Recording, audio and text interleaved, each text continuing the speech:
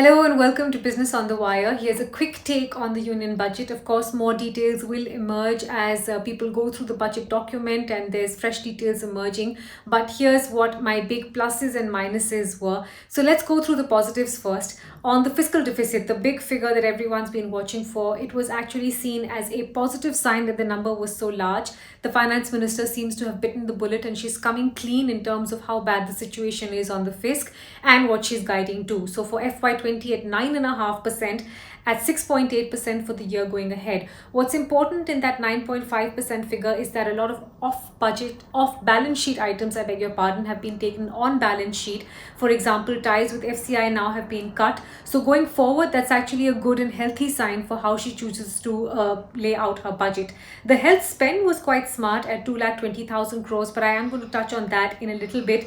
Disinvestment, this is always a tricky one. The figure was a slightly more modest 1.75 lakh crores this time round. Remember, last year she guided to 2 lakh crores but ended up actually getting just a fraction of that. She did, however, mention specific items: 2 banks, 1 insurance company, monetization of assets, selling land that is lying unused. So those are positives in terms of shoring up money from, I would say, disinvestment and privatization. So that one will reveal itself in the quarters to come.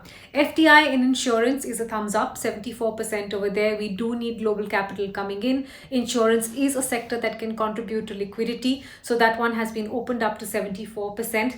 The capex spend, this is the important one to really push the economy back. What is she spending on? Ports, roads, infrastructure, getting all that going. 5.5 lakh crores is what has been estimated this time round, including setting up some kind of a dashboard for actually tracking the progress. This is important, but I might add the most important element over there is penciling in what's happening with fund flows and what's happening with payments that have been due. A lot of infrastructure projects are stuck purely because they haven't got their payments. They're not being able to move forward to the next phase. Standstill on taxes, so no damage done over there. There is no change in the surcharges. They exist as is. There's been no tweaking in terms of the slabs. There were fears around a wealth tax. That hasn't happened. So I think no harm done is probably the best way to go in terms of personal taxes. Some relief for senior citizens. They have exemption from filing IT returns if there's only interest on income earned. So for senior citizens, there was a little bit of relief that came in. And the surprise package, I think, was defense, which she didn't refer to at all in her speech. But if you go through the budget documents, defense has seen quite a jump in terms of allocation. Remember, India is now dealing with 2 active borders, not 1. We've also got a major aggressor in the face of China. So with more boots on the ground, with more machinery and infrastructure, defense was crying out for more spend. Will it touch that 3% mark of GDP or not? Not sure on that yet, but good to see that there's some spending that's been bumped up over there. Now for the parts that didn't look that great to me. I was making the point about health spend actually going up. But here's the thing. What does the finance minister categorize under health and wellness? So there's a bunch of stuff there. Clean drinking water, sanitation, nutrition. All this money is getting spread across many verticals. In fact, very surprisingly for me, the spend towards nutrition is actually down 27%. Given the malnutrition data that we've seen, particularly in the urban poor, this is quite disappointing. So one has to see what happens in terms of the health spend. Of course, for the vaccine, she allocated quite a bit, 35,000 crores and upwards. So that's a positive sign. There is largely a decrease on social welfare schemes. In fact, if you heard the union budget this time round, you would not have heard the term NREGA, you wouldn't have heard the term Jan Dhan, you wouldn't have heard the term direct benefit transfer. So I think on social welfare schemes, the finance minister has actually pulled back. In fact, she has cut down her allocation significantly on NREGA, which is quite surprising to me, considering the fact that that was really the lifeline that helped the rural poor and the migrant labor. So surprising to say the least to see that NREGA spending has been cut this time round. Overall spend at 34.83 lakh crores. So if you look at this compared to what she had budgeted, it looks like a smart figure, but compared to what she actually ended up spending, it was about 34.5 lakh crores. So net, the finance minister isn't guiding to that much in terms of an increase in spending. I just want to underline that the reason spending is important as a figure this year round is because the government needs to shoulder that responsibility in order to get the economy started and moving again. So not much on social welfare schemes.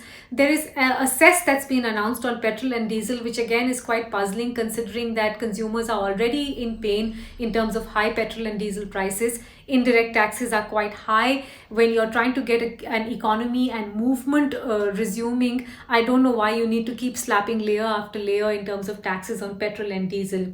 Outlay for agriculture actually down by about 6%, which brings us to a huge market rally, biggest that we've seen in 20-21 years. I think markets generally like expansionist policies. They like to see that the government is, opening things up. They're not that worried about the fiscal deficit, which is why you saw a smart 5% rally on the frontline indices.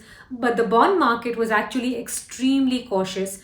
Big borrowing figure that's been set out for the next year, not looking so pretty in terms of the fiscal deficit, which makes one ask the question, if she is guiding to that 6.8% figure, what is it that the finance minister is spending on? Because going into this budget, that was the sense. We have to help the poorest of the poor. We have to put money directly into their pockets. So on those schemes, I think the budget was left wanting.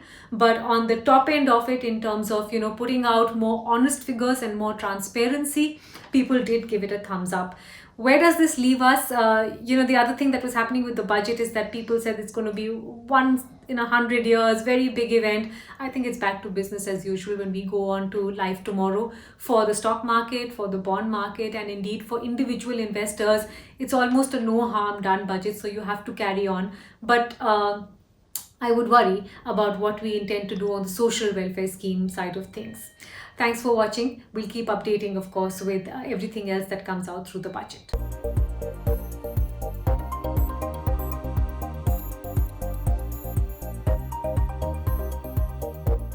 To receive instant updates on all videos from The Wire, click the subscribe button and hit the bell icon. Pay to support independent journalism. Click the link in the description and choose the amount you want to pay.